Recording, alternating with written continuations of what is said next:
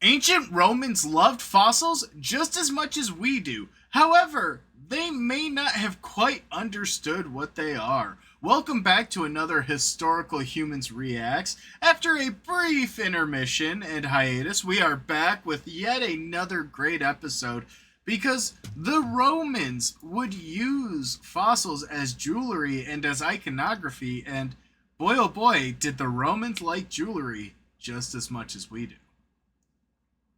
Yep.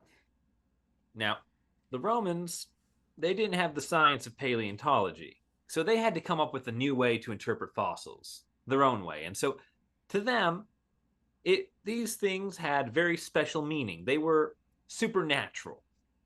You know, this is these are horoscope people at their core, and so naturally the weird bone things they can't figure out what they came from are going to have supernatural associations with them. They're the bones of monsters and giants, which, you know, if you look at a T Rex, not an inaccurate statement. I mean, imagine if the Romans did actually come across T Rex skulls.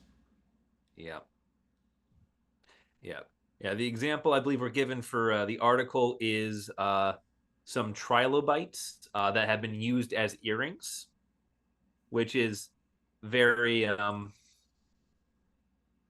very fun. You just put a little metal around it, put some beads in, have them dangle from your ears. Seems a little heavy for earrings, but hey.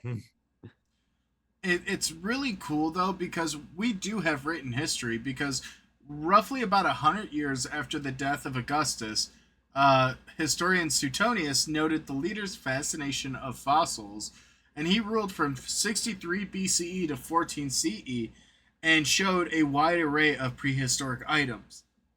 Again, heralded from monsters and giants. Yeah, yeah, and the Romans they had access to some pretty good fossil bed areas. A lot of them, like the trilobite jewelry shown in the article, they come from northwestern Spain, which has got its own lovely little cache of prehistoric artifacts and fossils.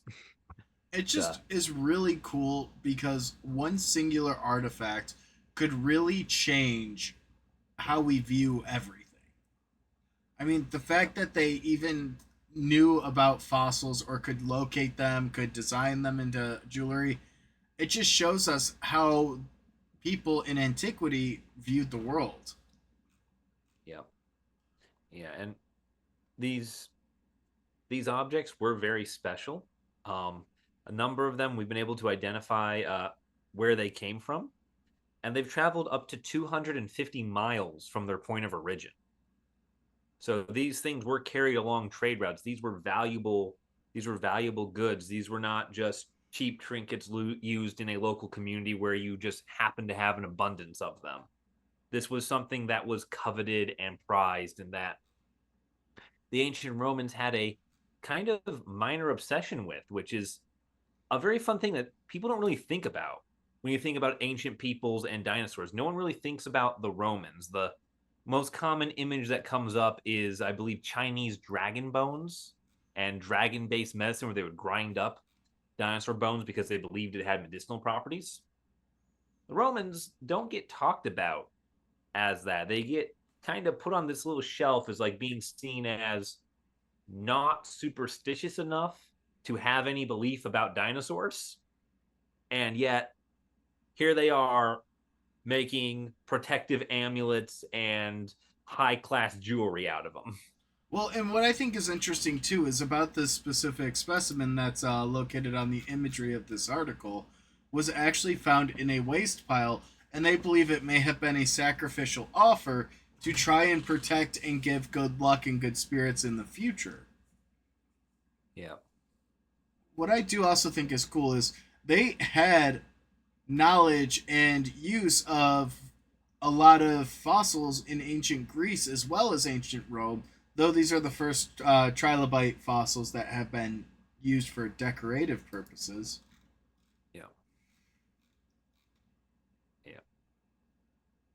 Yeah. No, it's the It's the act that these fossils are valuable just because they're 400 million-year-old fossils, but the fact that they have then been reworked into other artifacts just increases how much of a story they tell just by magnitudes, because it shows that these other people, our ancestors, found these things and deemed them beautiful enough or valuable enough or interesting enough to modify and adorn their bodies with. I mean, And that's a that very doesn't happen human to a lot of thing. objects. That's such a human thing to do, though. Yeah. Humans really do develop art out of boredom, and they pay this Yeah. special reverence for the stuff around them. Yeah. And like the thing too is like we won't do it with just any objects. Humans are surprisingly picky with what shinies they deem worthy of certain things, you know. There's you know, there's a certain there's obsessions with certain colors or shapes or textures, and it's just like, if it's not a certain way, humans won't do it. Like we won't pick up, just to choose something common. We won't pick up granite and decide that it is beautiful and start decorating everything with it. I mean, you get granite countertops now, but that's because we can polish that shit like never before. It is interesting too, though, because the presence of this really fine crafted jewelry has a lot of implications that could really help us get insight into the Roman world. Mainly the fact that obviously it was recognized as being weird, unique, different, valuable, whatever adjective you want to use, but also the fact that it was sought after and then prominently displayed. It shows a level of reverence, and that would also, in my mind, indicate one, the specialization of jewelers to make these independents and medallions and other ordainable or ordonable, oh god, Ordainable. adornable, I can't Adorable, yeah. speak, adornable jewelry really shows a level of specialty, expertise, a level of precision that really it's impressive, especially when you're talking about something over 2,000 years ago. Yeah. Yeah. It is a this is a very long time. These things are very important. And like one of the big things that kind of leads to the conclusion that these things were so valued as to be used as votive offerings is, in addition to it being found in a pile of things by what appears to be a shrine, it also came labeled.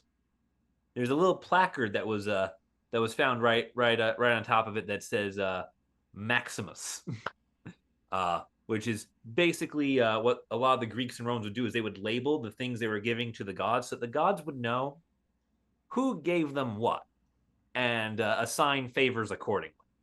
Well, and one of the things that that article doesn't cover, but the academic article does, is the fact that this was a site that had originally been excavated in 1950, where a series of Roman courtyard houses were excavated on a terrace, and then they went back and re excavated some of the areas in 2011.